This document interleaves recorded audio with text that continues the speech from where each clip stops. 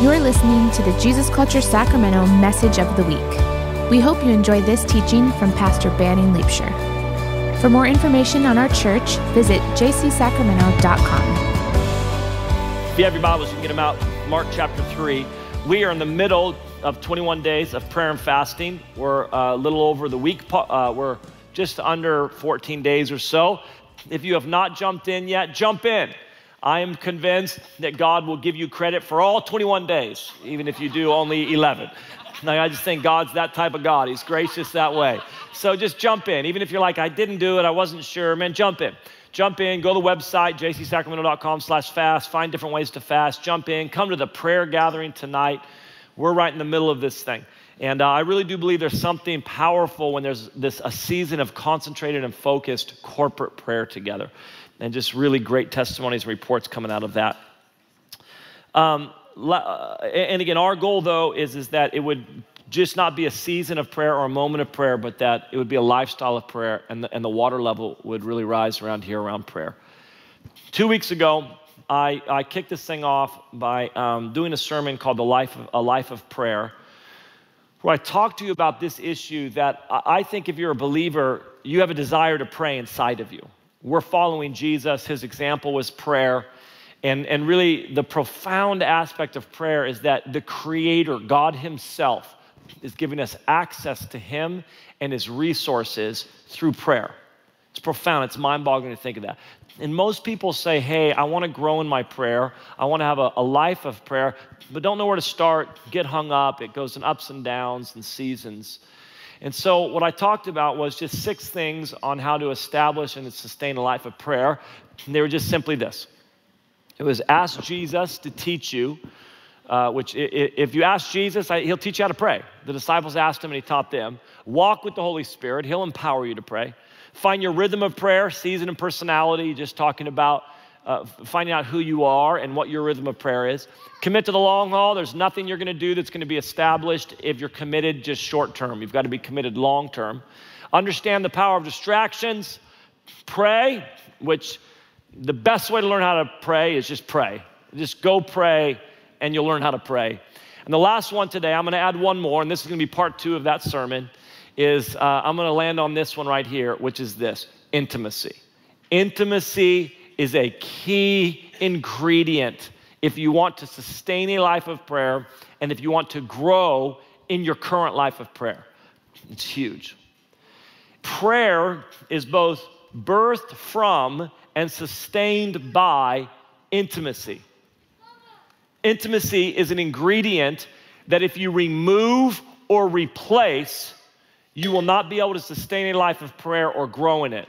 Intimacy is the key ingredient in prayer.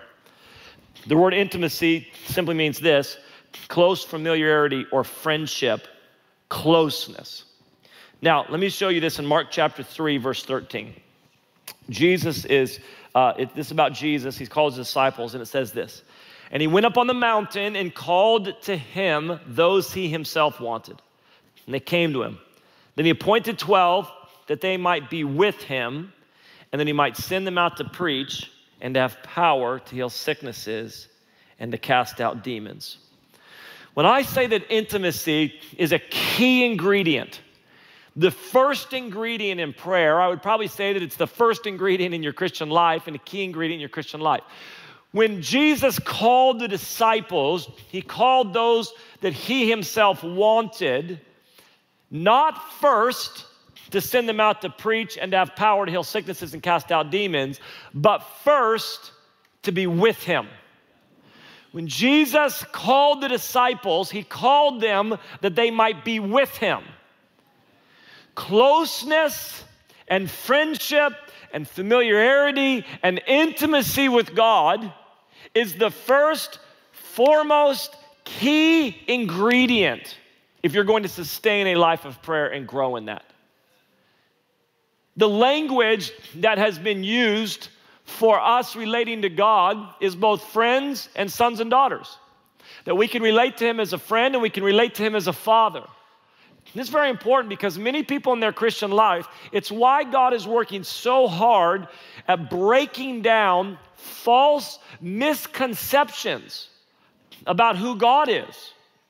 When I think that God is a dictator, or when I think that he's the creator, but he's distant. When I think that, well, he's a father, but he's angry. When I have that he's a boss and employee, he's a taskmaster.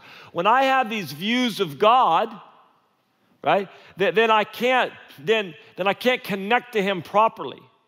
But when I begin to see him as a father, when he begins to say, listen, I don't call you servants anymore, I call you friends, I begin to relate to him, and then intimacy begin to grow. The language that he used of both father and friend are both intimate relationships.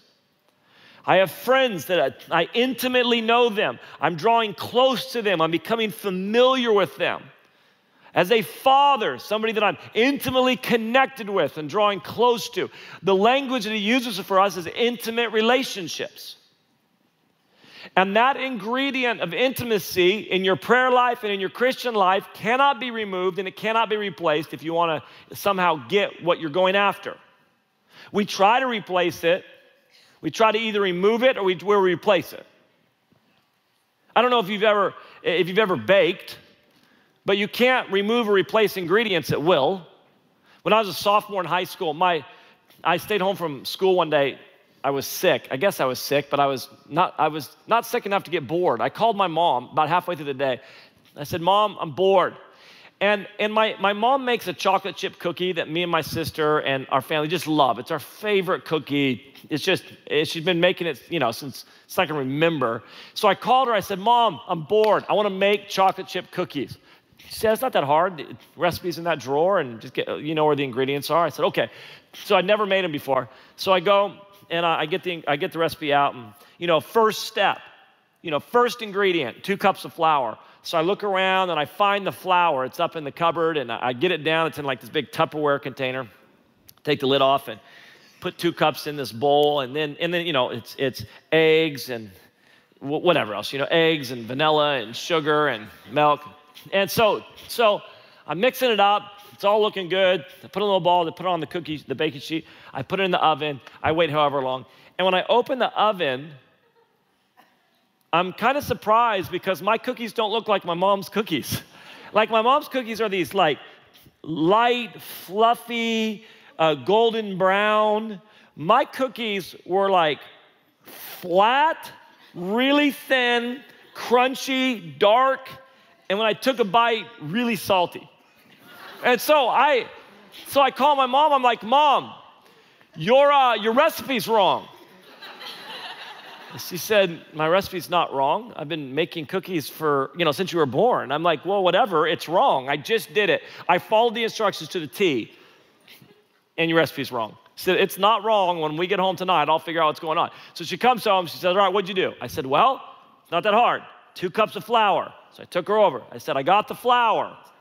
And she said, all right, stop right there. I said, what? She said, that's not flour. I said, what is it? She goes, that's baking powder. I don't know, I'm 15. It's white powdery substance. So I had actually put 2 cups of baking powder instead of flour. Put them all together. It didn't turn out like I wanted it to. Like you can't just remove or replace ingredients and get what you want. Same thing in our Christian life. So many times, God's like, hey, intimacy, pretty important. It's got to be in there. And you're like, okay. But we remove it and we replace it with duty or obligation or guilt or whatever else. Or like, I'm just going to work harder. So we read our Bibles because we feel guilty if we don't. We feel like we're just not a good Christian if we don't read our Bibles. Or if I don't pray, or if I don't show up to this, and we're trying to stick in our prayer life and our Christian life, not intimacy, but working and guilt. And so you know what I'm going to do for God? I'm going to work harder. I'm going to read my Bible more, and I feel guilty if I don't. That type of stuff doesn't produce healthy, thriving, sustainable Christianity, let alone prayer life. And it is amazing to me how 2 people can be doing the exact same thing, looks the same, but because it's motivated from something else, One is sustainable and full of joy. One is not sustainable with no joy. When I was the last official real job I had before I, 19, I went into full-time ministry. I was, ministry's a real job, but you know what I mean. Although some people may doubt that, but so I was on a painting crew. 19 years old, guy goes, hey, I'm on a painting crew. We want to get, and I said, all right, so I jump on. Worst job for a month. I got paid $5 an hour to get yelled at. It was amazing. But I was the guy who would come in and I'd prep the room, tape it all up, tarp it all, and then they'd come in and spray it, then I'd tear it all down and then, cut it in and fix all the stuff. And hated it. Like, I did not like it. Was not fun. Was so happy when it was done. I can do the exact same thing, though. If Zach calls me and says, hey, I'm painting a room, can you come paint the room with me? I can actually do the same thing I was doing that I didn't like, that was not fun, and actually enjoy it. Find great joy in it because it's connected to intimacy. It's connected to friendship. This is with a friend. I'm doing this with a friend. And my dad could call me and ask me to come paint, and I'm doing it with my dad. It's the same thing. One is sustainable, full of joy. One is not sustainable, not full of joy, because one is done out of duty and obligation.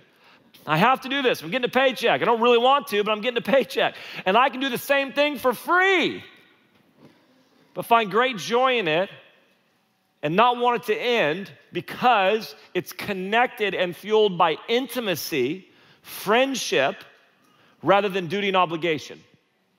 So we're trying to live our Christian life, or we're trying to have a prayer life by removing the ingredient of intimacy and sticking in there whatever else we put in or we grew up with. Guilt and shame and work harder and all this type of stuff.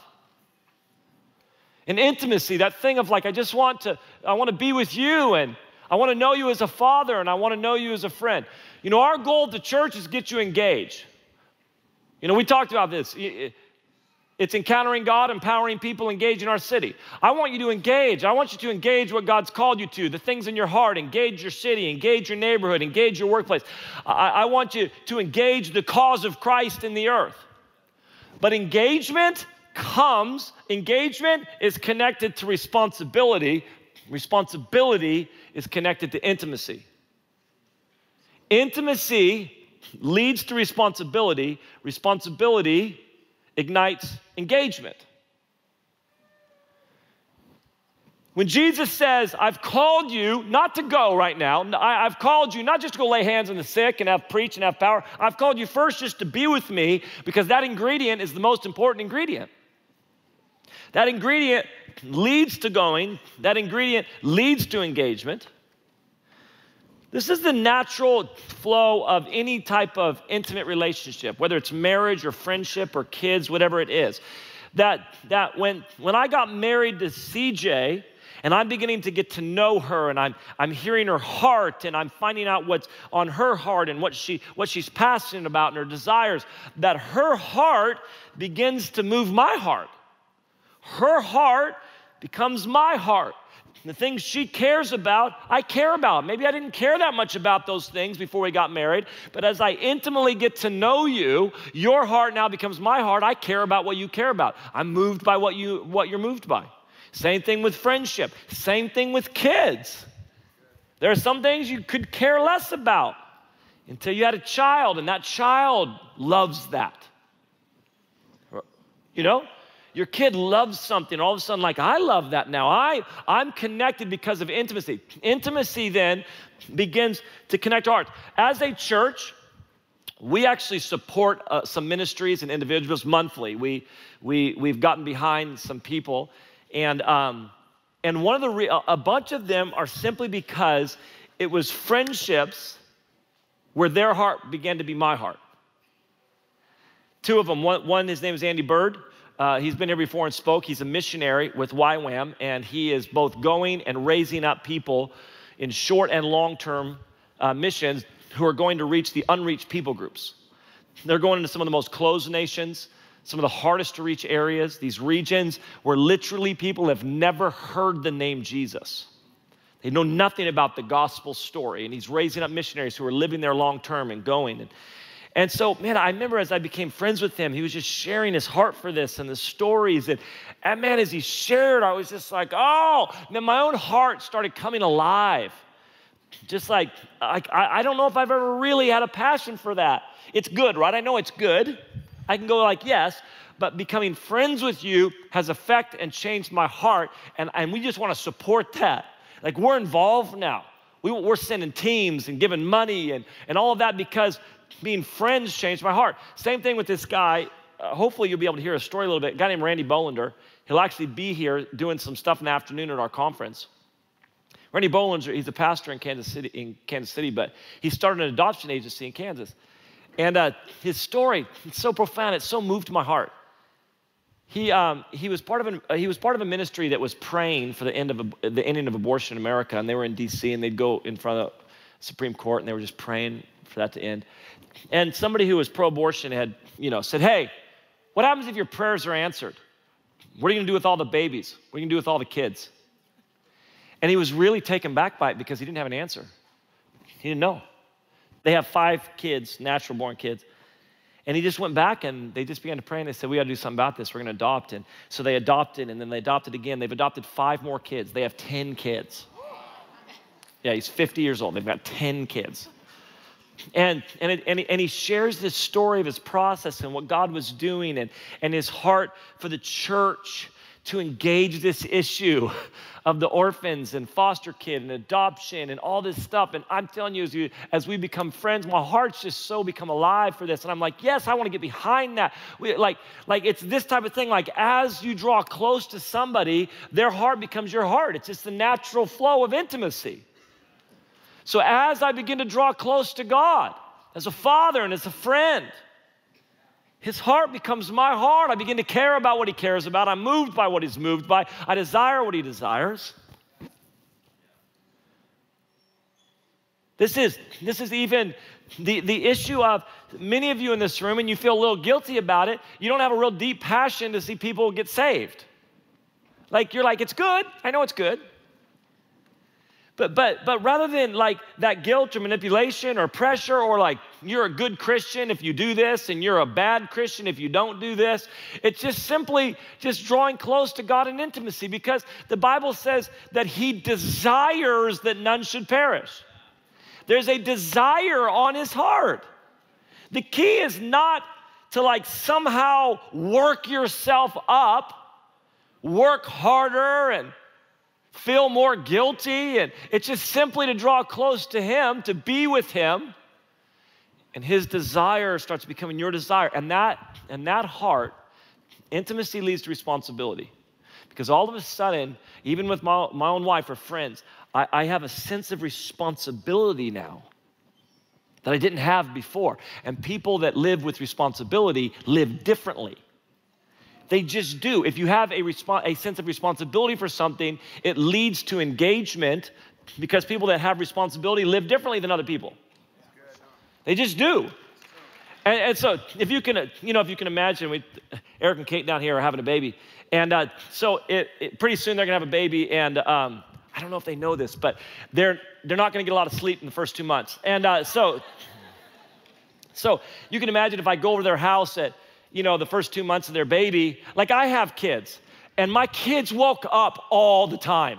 I think it was I am convinced that it was like a conspiracy theory where they got together and said, "All right, guys, for 10 years, we're gonna wake our parents up." And then every night they had a little staff meeting before bed and said, "Who's getting up tonight? Okay, you're gonna get up. Okay, good, I'll get up tomorrow night. Wake up at 2 a.m. For what reason? I don't know, just tell me you want some water or something. It'll be fine, just make something up." I literally had a kid woke up. He's like, Dad. I walked in and I'm like, what's going on? She's like, 3. What's going on, sweetie? I just wanted a hug. 3 a.m. 3 a.m. Just wanted a hug. I love you, but what? So my kids were up all the time. But if I go stay at Eric Kate's house and their little newborn wakes up crying in the middle of the night, do you know what I do in that moment? They're there. You know what I do in that moment? I find earplugs. I put them in. I roll over. I put a pillow on my head, and I go back to bed. Because that's their kid. Not my kid. That's their kid. Guess whose responsibility that is? Not mine. But if I'm at my house and my kid, who I have responsibility for, wakes up, I don't find earplugs and roll over and go back to sleep. I get up. I find out what's going on. Because people that have responsibility live differently. And they engage things. Intimacy will lead to responsibility that leads to engagement. And the first level of engagement, guys, is prayer. Prayer has to lead to action, but our engagement first and foremost happens in prayer. If I feel a sense of, if I connect with God and I encounter His heart for my city, I don't drive to my city anymore thinking that it's somebody else's kid. This is my kid. And I drive to my city praying. There are certain things, causes that are on the heart of God. And as I connect to His heart in intimacy, that cause I begin to feel a sense of responsibility for. And I no longer pass it by when I read about it in the news, but I begin to pray and engage this thing.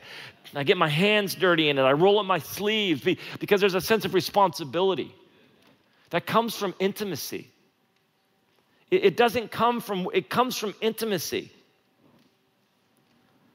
If you're going to sustain a life of prayer, if you're going to grow in a life of prayer, it is first and foremost, I need to be with Him. And as I'm with Him, as I get to know Him, as I become familiar, as I draw close, as intimacy begins to grow, then the natural outflow is, then I've got to begin. Prayer is both where I connect with Him, and then prayer is where I begin to carry the things on His heart. I pray to be with Him, and then I pray because I care about what's on His heart now. It's become what's on my heart. That's intimacy. And again, it's not that issue of like, I just feel so obligated, or I don't even, like, I'm at the prayer meeting tonight and it feels like painting for, it's not duty driven. Again, there's a level of sacrifice, right? There's a level of sacrifice. There's a level of inconvenience. It's not like everything we do is constantly, it's not like every time I read my Bible. I mean, sometimes I read my Bible and it's boring. But it's not, but there's a joy and a sustainability even in those times when it's birthed out of intimacy rather than duty and obligation.